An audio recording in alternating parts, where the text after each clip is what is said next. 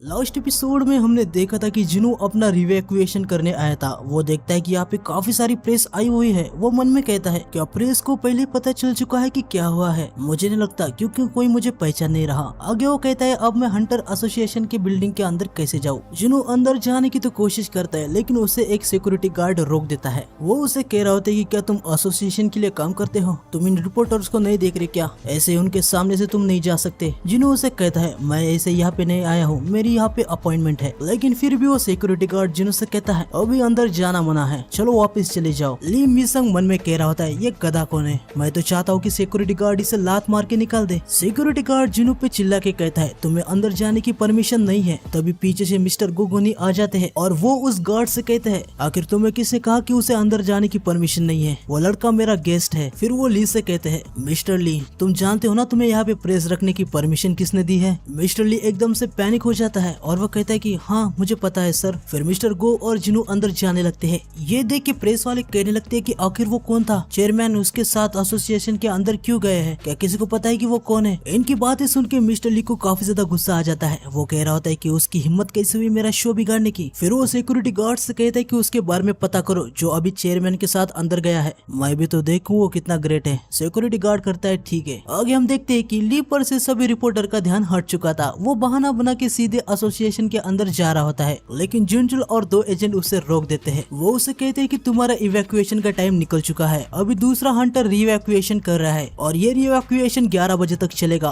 तब तक किसी को भी अंदर जाने की परमिशन नहीं है। ये सुन के मिस्टर ली काफी ज्यादा शॉक हो जाता है। वो अपने मोबाइल में टाइम चेक करता है और 10 साढ़े 10 बजे थे। ये देखकर वो मन में कहता है क्या मुझे अभी भी आधा घंटा रुकना पड़ेगा? कोई दूसरा अवेक हुआ हंटर यहाँ पे आया है। ये वही हंटर हो सकता है जिसे चेयरमैन खुद अंदर लेके गए हैं। मिस्टर ली जिनसुल से कह रहा होता है रिपोर्टर्स पहले से ही यहाँ पे आ चुके हैं और मेरा इवैल्यूएशन 11 बजे रखा है, तो मुझे अभी अंदर जाना होगा। इसके बारे में तो चेयरमैन को भी पता है। क्या फिर भी तुम मुझे अंदर जाने से रोकोगे? लेकिन तभी ली जिनसुल से धीरे आवाज में उससे कहता है सुनो दोस्त, तुम जानते हो ना मैं कौन हूँ? मैं हूँ ली मिसंग, द ओनली वन ली मिसंग। लेकिन जिनचुल से कहता है 11 बजे तुम्हारा री एवेल्युएशन होगा, तभी तुम अंदर जा सकते हो। मिस्टर ली थोड़ा सा गुस्सा हो जाता है। वो जिनचुल से कहता है तुम्हें पता भी है ना यूजुन कंस्ट्रक्शन हंटर एसोसिएशन का सबसे बड़ा स्पॉन्सरशिप है। मेरे पापा ली वॉन ग्यू उसी कंस्ट्रक्शन के वाइस प्रेसिडेंट है। जरा इसके बारे में सोचो कि हम कितना पैसा एसोसिएशन को देते हैं। तुम्हें तो मेरे सामने झुकना चाहिए। और तुम रिपोर्टर को नहीं देख रहे क्या?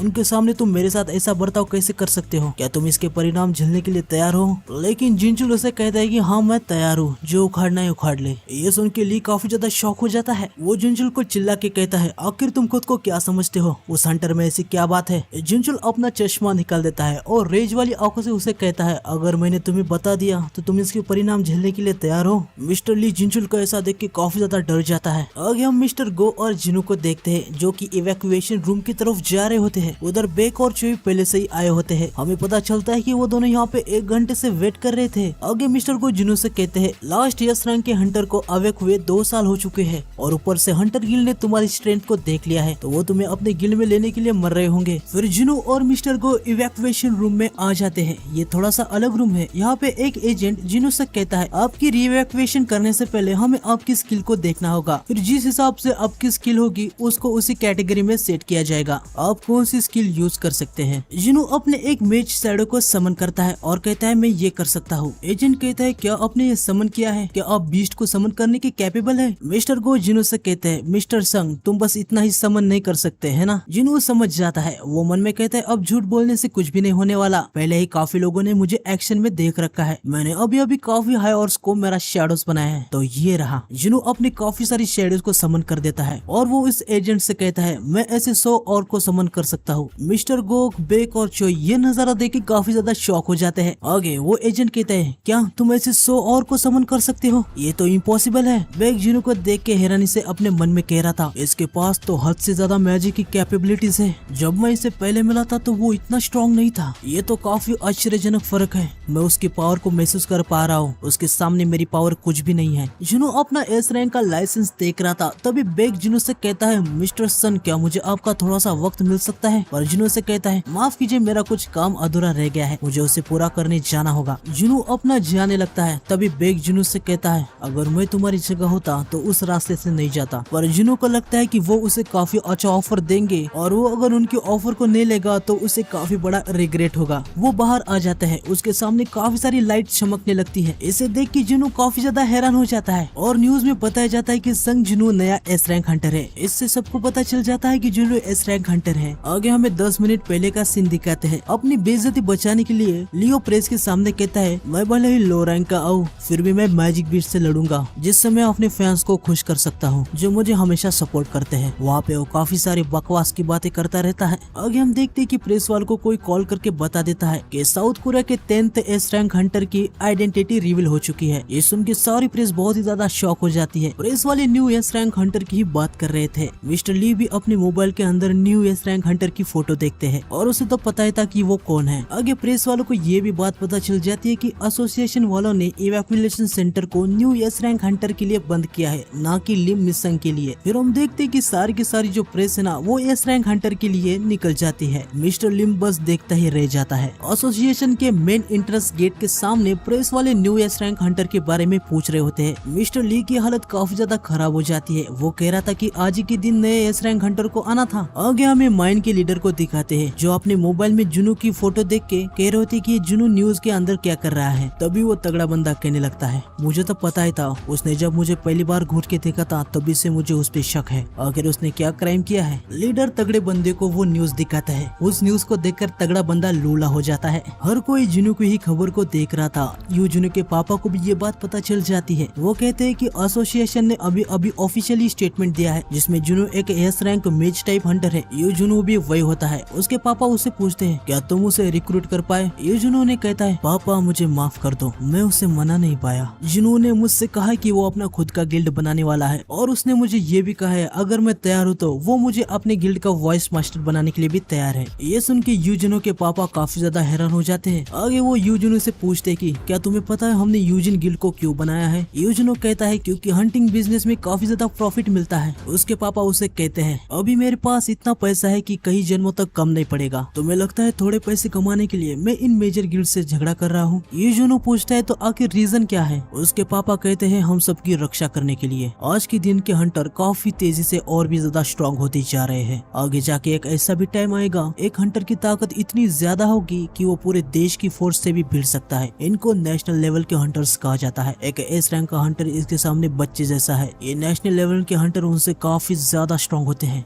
लीगल सिस्टम और गवर्नमेंट पे हम हमेशा निर्भर नहीं रह सकते। मैं एक ऐसा गिल्ड बनाना चाहता हूँ जिसमें सिर्फ भरोसे वाले हंटर ही आए, जिन पे हम ट्रस्ट कर पाए, जिन पे हम डिपेंड रह पाए। और मुझे लगता है कि तुमने पहले से ऐसे किसी एक को ढूंढ लिया है, तो तुम्हें मैं यूजिन गिल्ड का लीडर बनाने के लिए अप्रूव देता हूँ। ये सुन के यूजिन काफी ज्यादा शॉक हो जाता है। आगे उसके पापा उसे कह रहे होते कि गिल्ड को अच्छे से बनाओ, उसे अच्छे से फैलाओ, स्ट्रॉन्ग हंटर्स को जमा करो जिसपे तुम्हें यकीन हो और उनसे अच्छी दोस्ती करो। फ्यूचर में यही हंटर्स तुम्हारी रक्षा करेंगे। यूजिन अपने पापा से कहता है थैंक यू पापा, लेकिन मैं आपके ऑफर को एक्सेप्ट नहीं कर सकता। ये सुन के यूजिन के पापा काफी ज्यादा हैरान हो जाते हैं। आगे वो अपने पापा से कहता है कि मैं जिनू के गिल्ड में जाने वाला हूँ। आगे हमें जिनू को दिखा दे जिसके सामने रिपोर्टर्स उसकी काफी तस्वीरें खींच रहे थे। जिनू मन में कहता है ये मेरे सामने इतने सारे रिपोर्टर्स क्या कर रहे हैं, ये ली मिशन की फोटो क्यों नहीं खींच रहे। आगे मीडिया के सवाल शुरू हो जाते हैं। वो जिनू से पूछते हैं कि मिस्टर संग क्या आप सच में एक ई रैंक के हंटर थे जो एसोसिएशन का एक पार्ट था। अभी आप रीअवेक हुए हैं, ये कोई ऐसी चीज नहीं है जो रोज रोज देखने को मिलती है। आपको कैसा महसूस हो रहा है। आगे हम देखते हैं कि बेक ने फिर से जिनू के कंधे पे हाथ रख दिया था। वो उसे कहता है कि इनसे छुटकारा पाना बहुत ही मुश्किल है, इससे तुम्हें काफी ज्यादा दिक्कत हो जाएगी, आओ हम तुम्हें घर तक ले जाएंगे। पर जिनू अचानक से वहाँ से बहुत स्पीड से दूसरी जगह जाता है और साइड में जाके अपना चेहरा छुपा के वो वहाँ से निकलने लगता है। सब प्रेस वाले हैरान हो जाते हैं। वो कहते कि अभी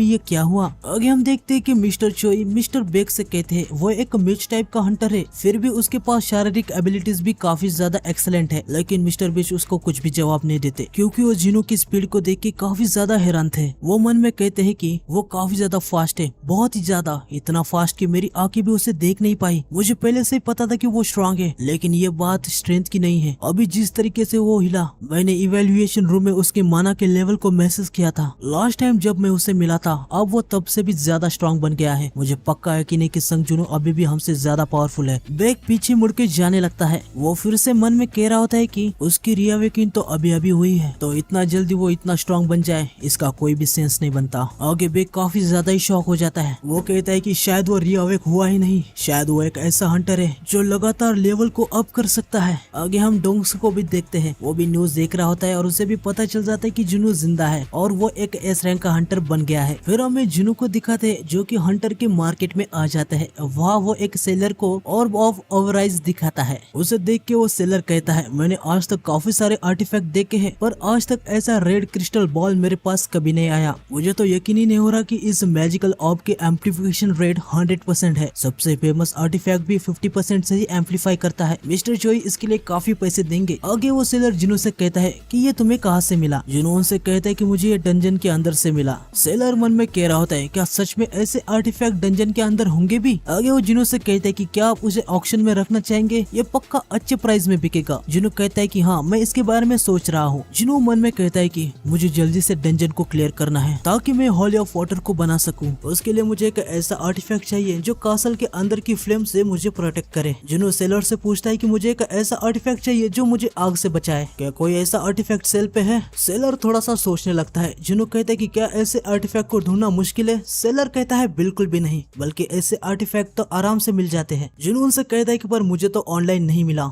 सेलर उसे कहता है कि उस टाइप के आर्टिफैक्ट काफी ज्यादा महंगे होते हैं, ज्यादातर वो इंटरनेट पे सेल करने के लिए नहीं रखते, लेकिन ऑफलाइन अगर उसको आप ढूंढ रहे हो तो वो आपको आसानी से मिल जाएंगे, क्योंकि फायर बहुत ही कॉमन टाइप का मैजिक है जो अटैक के लिए यूज किया जाता है। जुनू मन में कह रहा होता है कि हाँ, ये सही कह रहे हैं। मिस्टर सॉन्ग और चोई जोंग ये दोनों फायर वाला मैजिक का यूज करते हैं। मेरे मेज शैडोज और टस्क भी उसे यूज करते हैं। सेलर जुनू को कहता है कि मेरे पीछे आइए। आगे हम देखते हैं कि सेलर जुनू को उसके इन्वेंटरी में ले जाता है जहाँ काफी सारे सूट होते हैं। सेलर जुनू से कहता है कि क्या आपने पहले ऐसा कुछ देखा है। जुनू उनसे पूछता है कि इतने कम ग्लास के लेयर के अंदर क्या वो आर्टिफैक्ट प्रोटेक्टेड है, और देखा जाए तो यहाँ पे दूसरी कोई सिक्योरिटी भी नहीं दिख रही। सेलर जुनू को बताता है कि ये ग्लासेस माना से इम्ब्यूट है, ये इतने स्ट्रॉन्ग है कि ए रैंक का हंटर अपनी पूरी ताकत से भी वार करेगा तभी ये ग्लास नहीं टूटेगा। जुनू कहता है कि क्या ये सच है। सेलर कहता है अगर आपको विश्वास नहीं तो आप ट्राई करो, और अगर ग्लास क्रैक भी हुआ तो इसके अंदर का आर्टिफैक्ट मैं आपको फ्री में दे दूंगा।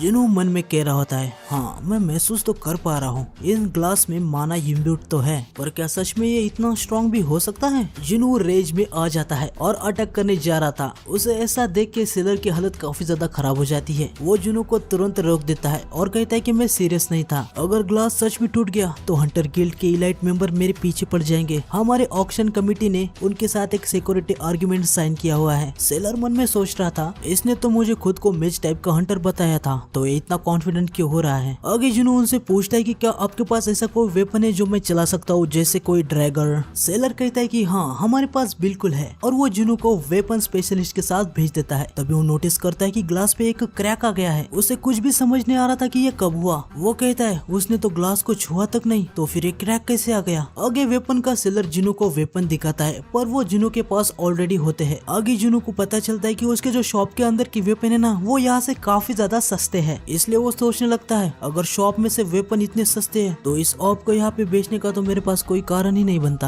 आगे हमें वाइट गिल्ड में दिखाते हैं जहाँ बेक अभी भी जुनू के बारे में ही सोच रहा था। वो कहता है कि क्या ये पॉसिबल है, एक हंटर जो लगातार लेवल अप कर सकता है। मैं जब अपने इनलाइनमेंट स्टेट में होता हूँ तो मैं अपने दुश्मन की स्किल को देख सकता हूँ और मैं उनकी पावर लेवल को भी महसूस कर सकता हूँ। मुझे पक्का यकीन है कि जब मैं संग जुनू को रेड गेट पे मिला था तब वो अभी से वीक था। मैं भी कितना नादान हूँ, उसके जैसा कोई स्ट्रॉन्ग दूसरों के गिल्ड में क्यों ही ज्वाइन होगा। वो तो खुद ही अपना गिल्ड बना सकता है। अब इससे कोई फर्क नहीं पड़ता कि देश में कौन सा गिल्ड नंबर 1 है या 2। अगर वो लगातार स्ट्रॉन्ग बन सकता है तो वही हमेशा नंबर 1 रहेगा। चोई और मैं उसके पीछे लग के बस खुद का टाइम वेस्ट कर रहे हैं। आगे हमें जुनू के अपार्टमेंट को दिखाते जहाँ उसके अपार्टमेंट के नीचे काफी सारे रिपोर्टर आ चुके थे। वहाँ पे मिस्टर आहन और वो लेडी भी जुनू से मिलने आई थी, पर अभी उन्हें लगता है कि इतनी भीड़ में वो उससे नहीं मिल पाएंगे। जिन्ना ऊपर से रिपोर्टर को देख रही थी। वो जुनू से कहते हैं कि ये रिपोर्टर तो अभी भी बिल्डिंग के नीचे है। प्रेस वाले जिन्हा की भी फोटो निकालने लगते हैं। वो तुरंत छुप जाती है। जिन्हू जिन्हा से पूछता है क्या मैं नीचे जाके उनसे कहूँ कि यहाँ से चले जाए। जिन्हा कहती है नहीं ऐसा मत करो, तुमको पहले ही इंटरनेट पे काफी ज्यादा हेट वाले कमेंट आ रहे हैं, आग को और बढ़ाने की कोई जरूरत नहीं है। जिन्हू उसे कह रहा होता है कि मैंने ऐसा क्या किया जो मुझे हेट कमेंट मिल रहे हैं। जिन्हा उसे बताती है तुम्हें याद नहीं, तुमने रिपोर्टर को कुछ भी कहे बिना वहाँ से निकल गए। वैसे भी जाने दो, मुझे इन लोगों के बारे में चिंता करने की कोई जरूरत जरूरत नहीं है और तुम्हें भी नहीं करनी चाहिए। तभी दरवाजे पे रिंग बजती है। जुनू को थोड़ा सा गुस्सा आ जाता है। वो कहता है कि अभी वो सामने के दरवाजे की रिंग भी बजा रहे हैं, उनको सबक सिखाना ही पड़ेगा। जिन्हा पीछे से डरते हुए कहती है, नहीं जुनू ऐसा मत करो। जुनू दरवाजे को खोल देता है और बाहर कोई और नहीं बल्कि यू जिनू होता है। जुनू अपना बैग पैक करके आया होता है। वो रोते रोते जुनू से कहता है, सर मेरे पापा ने मुझे घर से निकाल दिया।